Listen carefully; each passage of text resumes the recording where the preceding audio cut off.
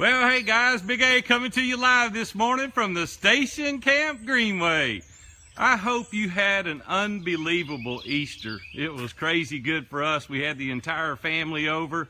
We really enjoyed ourselves, had a great meal, got to rest a little bit and relax and just kind of take it easy. And I want to tell you, it was amazing to have the family over. I hope it was good for you as well. This morning in my quiet time, I was thinking through a little bit of the Greenway and what I was going to talk about. Just finished my walk. I just got soaking wet. It is so humid this morning, but I got my shorts on. First time this year, so I'm pretty fired up that the weather is getting good enough to wear shorts. Here's what I want to talk to you about. When I was in the construction industry years ago, one of the things that were pretty prevalent was bid sharing. You say, Big A, what is that? I did all the quotes for all the houses that we built. We built really, really high-end houses in the construction industry, plus small commercial. And it was common for the subcontractors to come in and say, Big A, just tell me what the bid is and I'll match it or I'll beat it. And I'm like, I can't do that. And they're like, what do you mean you can't do it? There's the only way I can give you the best price. And oftentimes it would be thousands of dollars, sometimes tens of thousands of dollars that we would have saved had I done that. Now you're going to say, man, you're crazy. You know, I just couldn't do it though. We built some of these houses that cost $2 million. And it was pretty common for the person that was the subcontractor to ask for the bid amount so they could beat it. But I couldn't in good conscience do that. I couldn't go home at night and tell Robin, well, hey, I threw this guy under the bus because it saved us $1,000 or $10,000.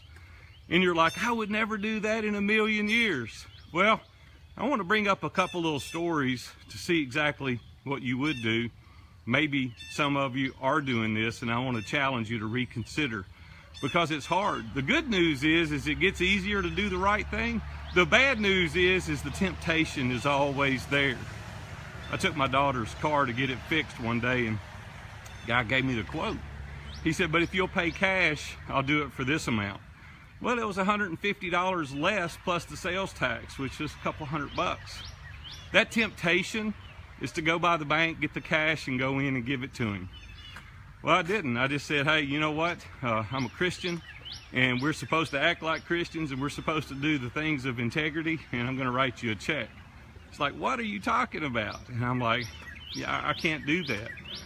Many of you, though, are paying the housekeeper in cash, and you're paying to get your yard cut in cash, and you're like, Big A, that's radical. It is radical.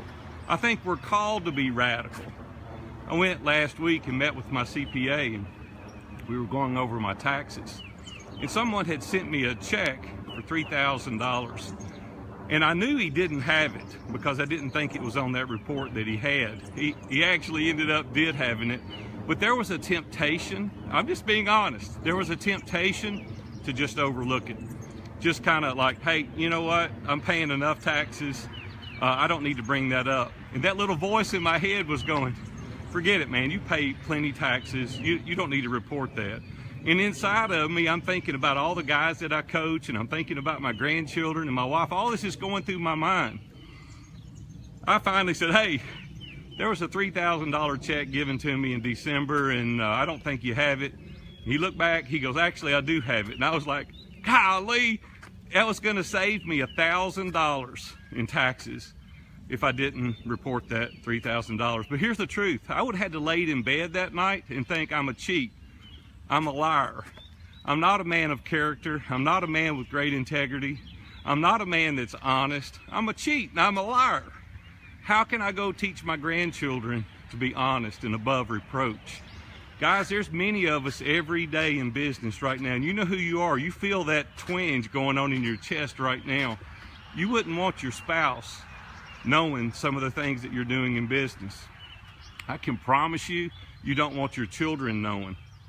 How do we sit aside at the table and work with them and teach them to be honest at school and be credible to little Billy or Susie and do the right thing when we're not doing the right thing?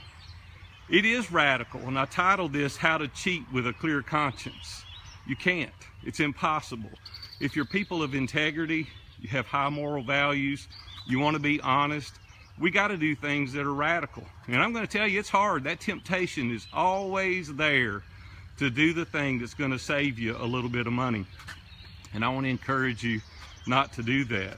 Those that are believers out there that are listening to this, God can do immeasurably more with an honest dollar than he can with something that you're doing undermined or crooked on the side. And I just want to encourage you to do the right thing. Some of you say, I never do that. I would never pay cash under the table. I would never cheat the government. But you'll go to work and you'll sit there for hours on end and check your own personal email or work with Facebook, or you'll cut out a little bit early. I wonder what would happen this morning if you went to your boss and said, hey, listen, I've not given you 100%. Sometimes I'll sit there and do personal work, or I'll order my groceries online, or I'll fool with Facebook. You may as well go take cash out of the cash register. You're like, oh God, that stung. It's the truth. You may not physically be going to take cash out of the cash register, but you're cheating your employer, or you're cheating people around you. Guys, listen, we're called to be different, and it's difficult. I want to tell you it's difficult every single day. You know what? Because I'm teaching this today, I'm going to be confronted with something today. I promise you. I don't know what it'll be. I'll even leave a post in the comments about how today there'll be some temptation for me to do the wrong thing. And I'm not perfect. Hey, listen, I raise my hand oftentimes. That's why I have accountability groups.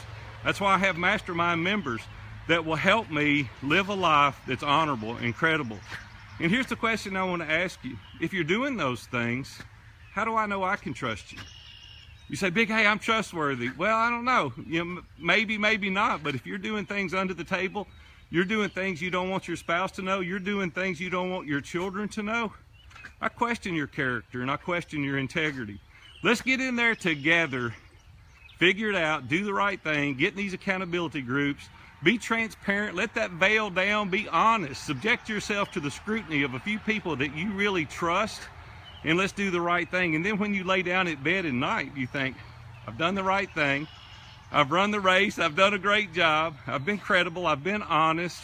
I've lived above reproach. And you can go to your children then, or your spouse, and you can say, I did the right thing. I didn't cheat anyone today. Some of you are living that secret life. I know you are. I know. Listen, I've been in the business world 38 years. I've been around this a lot. And I know how easy it is to rationalize doing the right thing, and or the wrong thing, I should say. I don't want you doing the wrong thing. I want you to get out there today and live a life that's radical, so we can live a life of credibility, honesty, and integrity. Hey, listen, normally I'm saying I got to get my butt back. I got to get my butt in the shower because I'm soaking wet. I'm hot. I'm finished with my walk today. You guys have a great Monday. Enjoy your week. Big A, I'm out of here, coming to you live from the Station Camp Greenway. Have a great week.